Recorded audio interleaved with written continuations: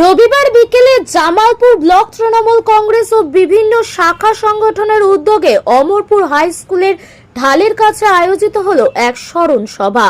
বিকাল 4টা নাগাদ ব্লক সভাপতি মেহমুদ খানের নেতৃত্বে অনুষ্ঠানের সূচনা হয়। প্রথমে পতাকা উত্তোলন, পরে শহীদ বেদিতে মাল্যদান করেন বিধায়ক অলোক কুমার মাঝি ও সভাপতি মেহমুদ খান। এই অনুষ্ঠানে উপস্থিত ছিলেন বিধায়ক অলোক কুমার মাঝি, মেহমুদ খান, ভূতনাথ মালিক, পূর্ণিমা মালিক সহ একাধিক তৃণমূল নেতৃত্ব। প্রায় 3000 কর্মী সমর্থকের জমায়েতে স্মৃতিচারণা হয় 3 শহীদ কর্মীর। ইসাহক মল্লিক মৃত্যু 14ই সেপ্টেম্বর 2010, পাঁচু রুই দাস মৃত্যু 14ই সেপ্টেম্বর 2010, উত্তম ভুল মৃত্যু 17ই নভেম্বর 2008। বক্তৃতায় মেহমুদ খান জানান, প্রতি বছরই আমরা এই দিনটি পালন করি শহীদদের উদ্দেশ্যে। মুখ্যমন্ত্রী মমতা বন্দ্যোপাধ্যায় তাদের পরিবারের পাশে দাঁড়িয়েছেন এবং পরিবারের একজন সদস্যকে চাকরির ব্যবস্থা করে দিয়েছেন। অনুষ্ঠান ঘিরে এলাকা জুড়ে তৈরি হয় আবেগঘন পরিবেশ। জামালপুর থেকে আশিস কুমার ঘোষের রিপোর্ট, টার্গেট বাংলা নিউজ। বাতিল করা হয়েছে, এরকম প্রমাণ নজির কিন্তু কোথায় নেই।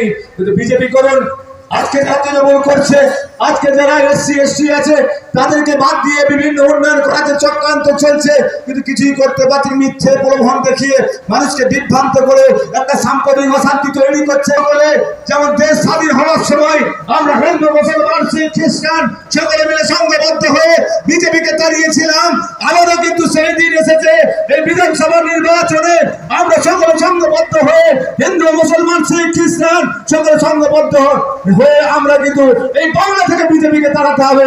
এই আজকে সবাই শপথ নিতে হবে যে আগামী দিনে 26 সালের নির্বাচনে আমরা প্রমাণ করে দেবো আমরা ইসাক মল্লিক, পাঁচু রুই দাস, উত্তম ভুল ফেরতেছেন, আমরা সৈনিক। আমরা আজকে সেই জায়গাটা প্রমাণ করে দেবো আগামী বিধানসভা নির্বাচনে।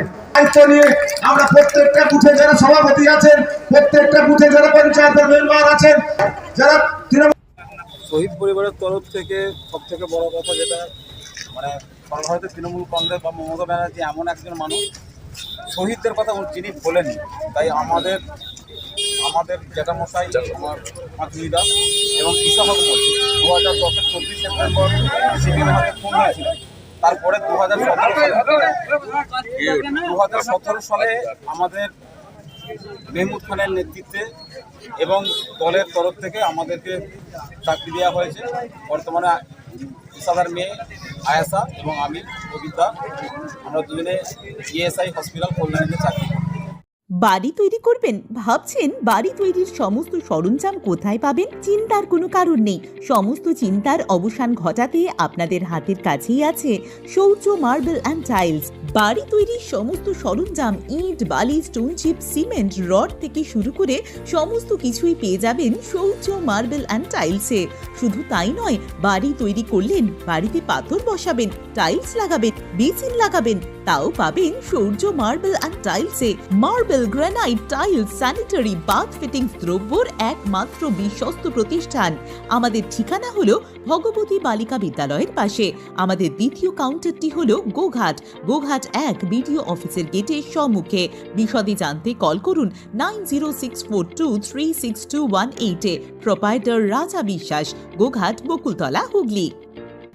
আজকের দিনটা আমাদের কাছে সেই সময়টা, সেই দিনটা আজও চোখে ভাসছে। আমরা উদ্দেশ্যে ছুটে এসেছি ইসাক মল্লিক এবং পাঁচু রুই দাস সেদিনে মারা যায়। এবং আমরা তখন ছিলাম তমলুকে থাকার পর এখান থেকে খবর যায় যে ইসাকদা এবং পাঁচু রুই দাসকে মেরে দেওয়া হয়েছে। এখানে অনেক রাস্তা কেটেছিল, অনেক সমস্যা, অনেক কিছু ইতিহাস আছে। আজকের দিনে আমরা প্রত্যেক বছরের স্মরণসভাটা করি ইসাক মল্লিক, পাঁচু রুই দাস এবং তার সঙ্গে আমাদের উত্তম ভোট, তার আগে মারা গেছিলো, তাকেও একসঙ্গে আমরা স্মরণটা করি। এখানে আজকে স্মরণসভাতে উপস্থিত ছিলেন আমাদের বিধায়ক অলোক কুমার মাঝি, পঞ্চায়েত সমিতির সভাপতি পূর্ণিমা মালিক, আইনটিসির সভাপতি তাবরক আলী মণ্ডল এবং এই অঞ্চলের সভাপতি আমাদের তপন দে এবং মিন্টু, এখানে ভূতনাথ মালিক এবং প্রত্যেকটা অঞ্চল সভাপতি, প্রধানরা এবং উইংসের সভাপতি প্রত্যেকে এখানে উপস্থিত আছেন।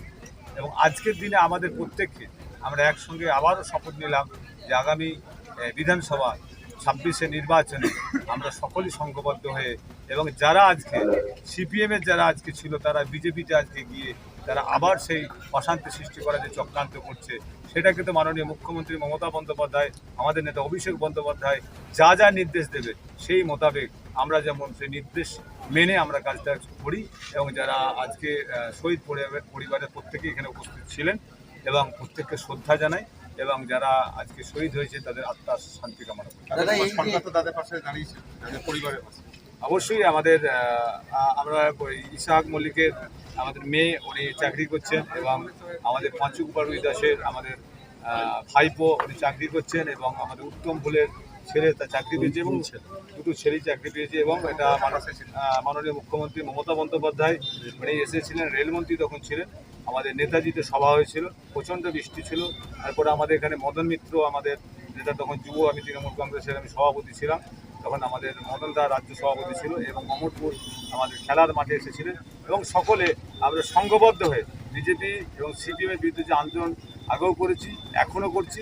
এবং সেই মুহূর্তে সিপিএমের যে দাপট ছিল, আমরা সকলে সংঘবদ্ধ হয়ে যে 11 সালে নির্বাচনে যে সিপিএমকে আমরা সরাতে পেরেছি মাননীয় মুখ্যমন্ত্রী মমতা বন্দ্যোপাধ্যায়ের নেতৃত্বে, তারপর আমরা স্বস্তি পেয়েছি। কতুলপুরে সর্বপ্রথম এমআরআই পরিষেবা যুক্ত 110 বেডের মাল্টি স্পেশালিটি হসপিটাল হল মেডিকেয়ার জেনারেল হসপিটাল। স্বাস্থ্যসাথী মান্যতাপ্রাপ্ত এই হসপিটালে রয়েছে AC, non AC cabin, modern OT, ICCU, NICU, micro surgery, dialysis বিভাগ, ব্রেন ও spine surgery, cancer surgery, lift সহ নানান পরিষেবা। এছাড়াও রয়েছে সিটি স্ক্যান পরিষেবা যুক্ত নিজস্ব ডায়াগনস্টিক সেন্টার, ডক্টর চেম্বার্স, ওষুধের দোকান সহ 24 ঘন্টা অ্যাম্বুলেন্স পরিষেবা, 24 ঘন্টা অ্যাক্সিডেন্ট এমার্জেন্সি। রোগীর সুচিকিৎসা, সুপরিষেবা এবং সুস্বাস্থ্যই হল আমাদের মূল লক্ষ্য। ঠিকানা সরিষাদিঘি, কতুলপুর, বাঁকুড়া। যোগাযোগ নম্বর 9434216662 অথবা যোগাযোগ করুন 9732212924 এই নম্বরে।